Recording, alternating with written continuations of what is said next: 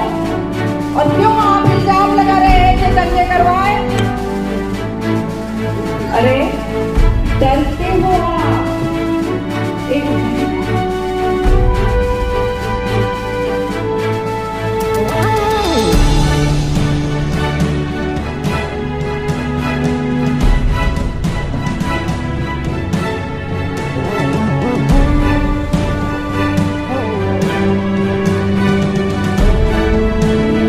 बड़ी जगह कर दी है, सभी व्यवस्था बहुत सुंदर कर दी है।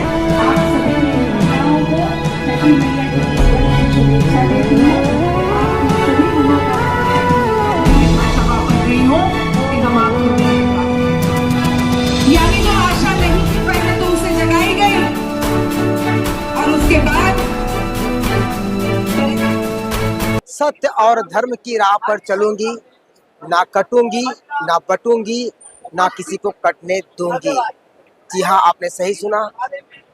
145 अपक्ष विधायिका गीता जैन का आज भाईंदर पश्चिम शिवसेना गली में पहला जन निर्धार सभा रखा गया था, जहां पे उन्हें सपोर्ट करने के लिए हजारों की संख्या में महिलाओं का यहां पे हुजूम उमड़ पड़ा था।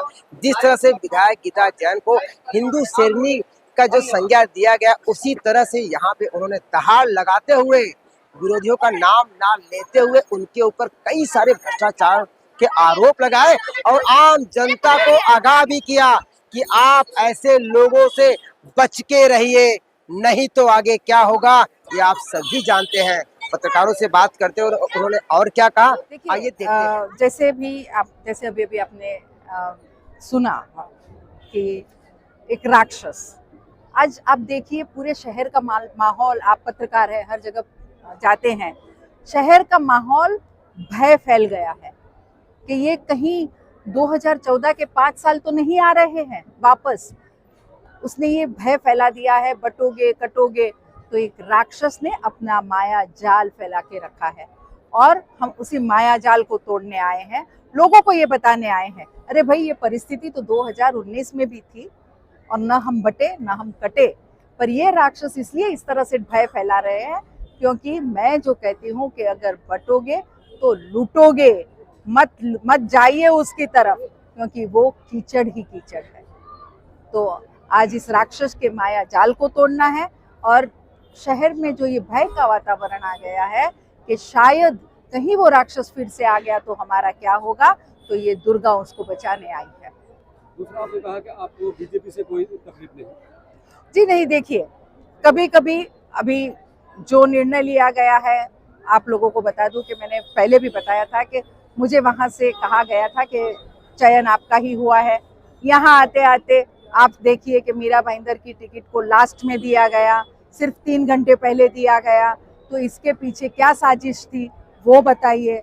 खैर हम उसमें नहीं जाके आज जो परिस्थिति है वो स्वीकार करते हैं और जो भी निर्णय हुआ मैं समझती हूँ कि भगवान ने कुछ अच्छे के लिए निर्णय किया होगा और हम उस निर्णय के साथ आगे जा रहे हैं। यस, उन्होंने अपने सबसे पहले तो पुलिस की थकबाकी छुपाई है कि उनको वहाँ 83 लाख पे करना है।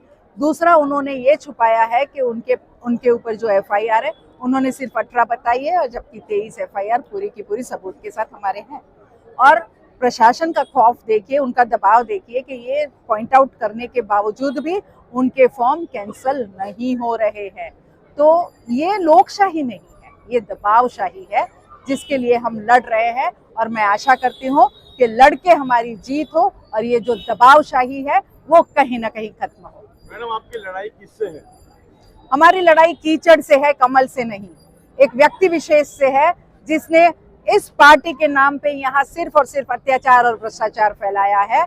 मैं फिर कहती हूँ, मेरा एक नारा था 19 में, मोदी तुझसे बैर नहीं, मेहता तेरी खैर नहीं। मुझे आज भी मोदी जी से कोई शिकायत नहीं है। मुझे लगता है कि उनके जैसे व्यक्ति जो 370 हटाने का साहस कर सके, जिन्होंने CCC लाने का साहस कर रहे हैं, जिन्होंने बाकी सब इतने सुंदर सुंदर काम किए हैं, उस व्यक्ति की पार्टी को अगर ऐसे लोग बदनाम करते हैं तो उस निर्णय को हमें सुधारना पड़ेगा।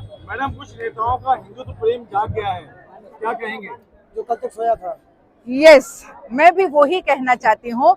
2 नेता हमारे पास हैं, एक जो जन्म से हिंदू नहीं है लेकिन हिंदू प्रेम जगा रहे हैं, एक जो नकली हिंदू जो काम तो वो कर रहे हैं दूसरे धर्म का, जो काम तो कर रहे हैं दरगाह को फंड देने का, जो काम तो कर रहे हैं हमारे टीपू सुल्तान नाम रखने का, और चूड़ियां तो मैंने पहनी है, दंगे के समय भाग वो गए थे और अमन और शांति की बात कर रहे थे। अचानक से हिंदू प्रेम इसलिए जागा है क्योंकि आजकल लोगों को बहुत हिंदुत्व पे मान है, गर्व है, तो उनको लगा अगर हम हमारा हिंदुत्व दिखाएंगे तो शायद हम हमारी जनता को भ्रमित कर पाएंगे।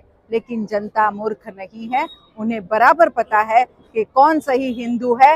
वो जो हर बार लव जिहाद के केस में वहाँ पुलिस स्टेशन जाके खड़ा रहता है, वो जो लव जिहाद के हर केस में FIR को तब्दील कराता है, वो जो गौमांस पकड़ने के समय भी हम लोगों के साथ खड़े हैं, वो जो धारावी जैसे मंदिर के लिए 5 करोड़ 75 लाख लाता है, न किसी दरगाह के लिए। तो जनता बहुत समझदार है। मुझे लगता है कि जरूर जनता सही निर्णय लेगी और न बटेगी न कटेगी, असली हिंदू को पूरा का पूरा वोट देगी और अपने आप को लुटने से पूरा शहर जानता है। अगर आपसे अछूता रह गया तो मैं आपको बता रहा हूँ कि श्री चतुरेश्वर महादेव मंदिर पूनम सागर परिसर में स्थित है। वहां पे हमारे बनारस के महान प्रकांड विद्वान आके उसका शुभारंभ किए, पूजा पाठ हुआ और तत्पश्चात यहाँ का एक दानव रूपी नेता महानगर पालिका में उससे नहीं हो पाया तो उसने कैबिनेट मंत्री से फोन करवा के उसको तोड़वाया।